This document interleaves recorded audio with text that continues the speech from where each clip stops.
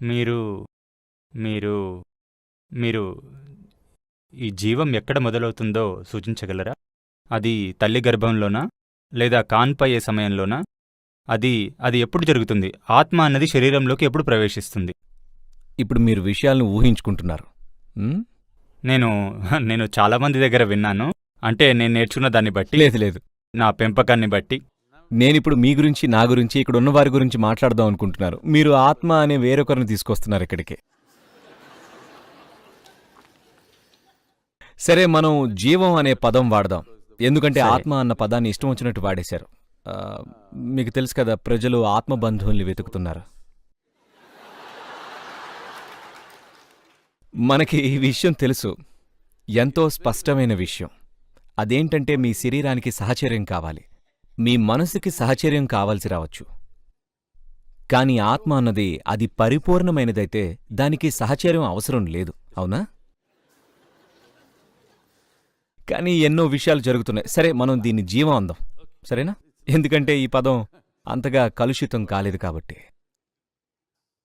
సరే, మీకు ఇంకా వివరంగా చెప్పాలి అంటే జీవం శరీరంతో ఊరికే అలా జతపడదు, అది ఒక ప్రక్రియగా జరుగుతుంది. ఒక స్త్రీ లేదా తల్లి గర్భం దాల్చినప్పుడు 2 కణాలు ఒక్కటై ఆ తర్వాత ఒక మాంసపు ముద్ద అవుతుంది. ఈ మాంసపు ముద్ద జీవంగా మారాలంటే గర్భం దాల్చిన 40 నుండి 48 రోజుల తర్వాత జీవ ప్రక్రియ ప్రవేశిస్తుంది.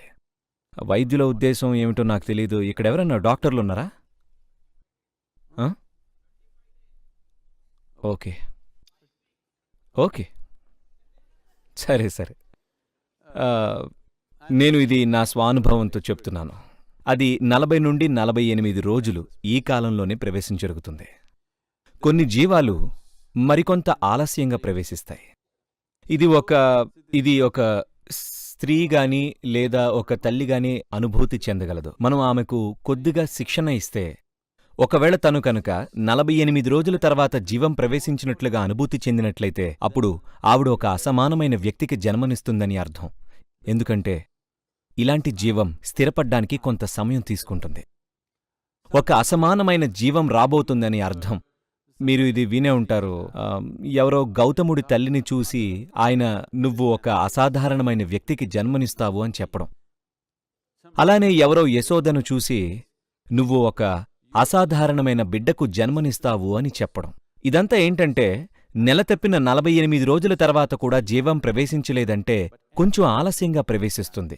దీని అర్థం ఒక అసాధారణమైన వ్యక్తి రాబోతున్నారు అని. ఎందుకనిలా అంటే, నేను ఆ వివరాల్లోకి వెళితే మనం మరెక్కడికొలితే వెళ్తాం. కానీ సాధారణంగా జీవం 40 నుండి 48 రోజుల్లోపు ప్రవేశిస్తుంది. ఇది జరిగిన తర్వాత ఏదైనా కారణం చేత గర్భం అనేది మన శరీరానికి మ్యానుఫ్యాక్చరింగ్ యూనిట్.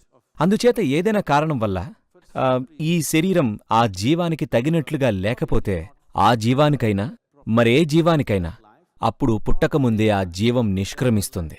ఇలాంటప్పుడే మనకి ప్రాణం లేని బిడ్డ పుట్టేది. లేదా ఏమైనా నిర్బంధ పరిస్థితుల వల్ల ఒక తల్లి బిడ్డను గర్భస్రావం చేసుకోదలుచుకోవచ్చు. ఇది మరొక విషయం.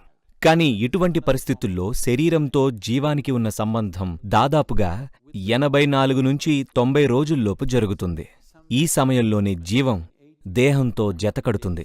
అప్పటి వరకు అది ఇంకా సంశయిస్తూనే ఉంటుంది. అది అనువైనదేనా, ఈ గర్భం సరైనదేనా అని.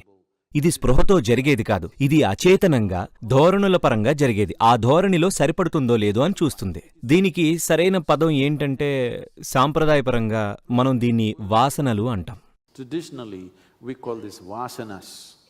మీ వాసనల ఆధారంగా మీకు అనువైన దేహం కోసం మీరు వెతుకుతూ ఉంటారు. అది ఈ శరీరంతో పాక్షికంగా కూడుకున్నప్పటికీ 90 రోజుల్లోపు నిష్క్రమించవచ్చు. 84 నుంచి 90 రోజుల్లోపు శరీరంతో సరిగ్గా జతకడుతుంది. అప్పటి నుండి ఇది ఒక పూర్తిస్థాయి బిడ్డ. ఆ తర్వాత అది సరైన జీవం అవుతుంది. For more videos like this, subscribe Big TV channel.